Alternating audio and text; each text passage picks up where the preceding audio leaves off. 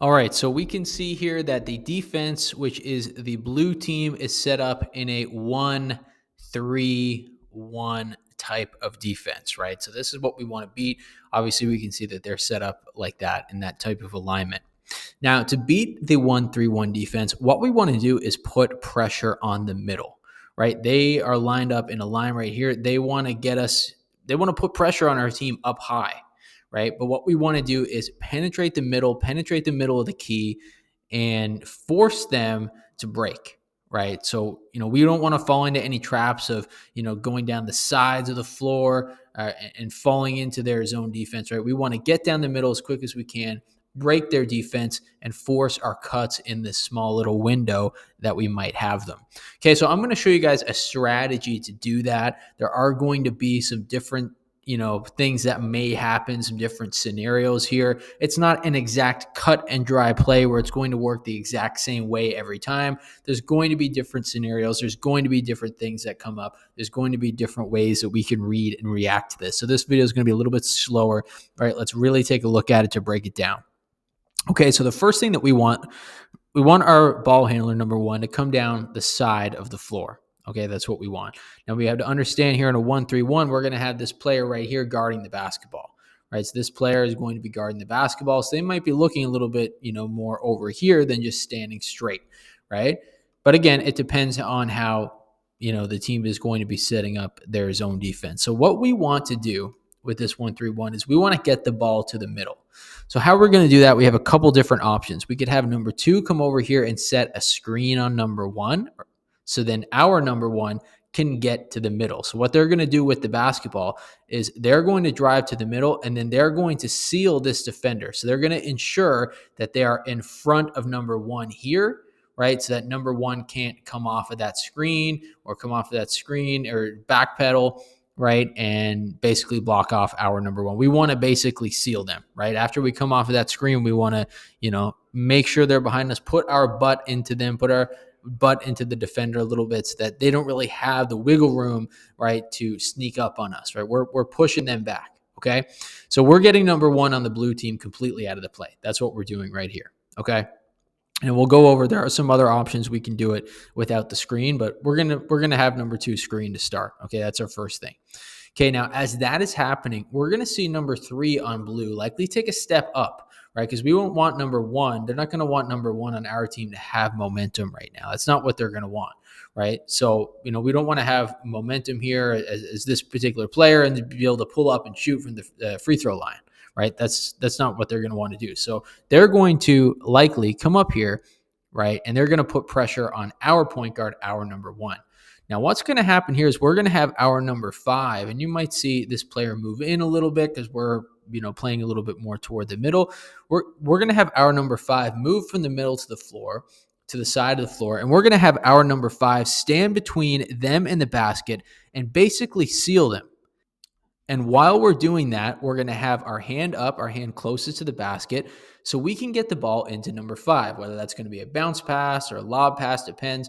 But we're going to have the ball into number five. And then that way, right, we are now putting pressure on them. Number five, depending on who he is, he's going to want to penetrate, or she's going to want to penetrate into the key. We're going to want number four and number three to collapse into the key as well. And now we have that advantage, right? We can dish the ball off to number four if it looks like there's more room that way. We can dish it off to number three if it looks like there's more room that way. Or we can just simply attack the basket.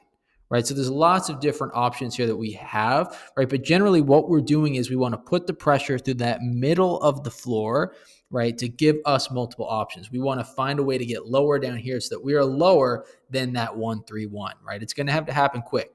Now let's go over some other scenarios here, okay? Because obviously we went over what would be an ideal situation, but we might not always get an ideal situation. So let's look at some other options that we may have here with our 1-3-1, okay? So we're still going to want to line up the same way, okay, that we had. We're going to just shift around the players a little bit.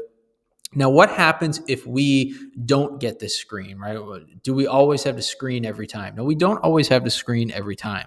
Okay, what we can also have is number two. If we're seeing in their 1-3-1, they're putting pressure on our ball handler. So maybe number one on their team is up here a little bit. And like I said, they're putting pressure on our ball handler. What can we do then? Well, we can have number 2 then float toward the middle. We can get the ball into number 2, and then that happens the same way. Okay, we're going to have number 3 then on our team move over to seal that defender, right? We're going to have number 2 penetrate, right? We're likely going to see number 3 guard the ball a little bit. And like I said, we're going to seal that defender so that we can get the ball in here. We're getting between them and the basket, and then we can attack the basket. Now, what happens if maybe we can't get the ball to number 3? What's another option we can do? Well, there's another option is that we could have number 3 come in here and set a screen for that blue defender, number 3. Now, we're likely going to have a small window because that whole point of that 1-3-1 is they want to trap us right here. But if we come off that screen really quick, right, we're going to have that small window. And if we don't, if we see number 2 get in here and try to double team, we can dish it off to number 5, right? And then we're still going to have that advantage because then it's a 2-on-1, right? So we have lots of different opportunities that we can do here, right? Like lots of different things, lots of different, chances to get into that paint. But either way, we want to keep our drives tight, right? We want to keep them close to the key, right? And then we want to find any chance that we can get to break through that 1-3-1, or specifically that 1-3, right? We're going to break through that, and then that's going to give us the offensive advantage down here, whether that's a 2-on-1 or a 3-on-2 or a 3-on-1, like we kind of looked at in our last option. All right, folks, I need to quickly stop right there before we move into our next topic to mention that right now, 97.1% of our daily viewers are not subscribed to our channel. So that means if you are one of these people, if you are one of these 97.1% who are not currently subscribed but are watching this video, it would be greatly appreciated if you could take the time real quick to hit that subscribe button. It will help us continue to make content like this, continue to make basketball plays for other coaches, basketball drills for other players, and basketball, everything that both players and coaches and organizations alike can use. So again, if you could really quickly take the time to hit that subscribe button, it'll just take 2 seconds. It would be greatly appreciated. But moving on to our next topic. All right, so there we have it. That is how we are going to beat a 1-3-1 zone defense. Again, there's lots of different ways to do that. This is my personal favorite way. It has worked for me. It has worked for my teams.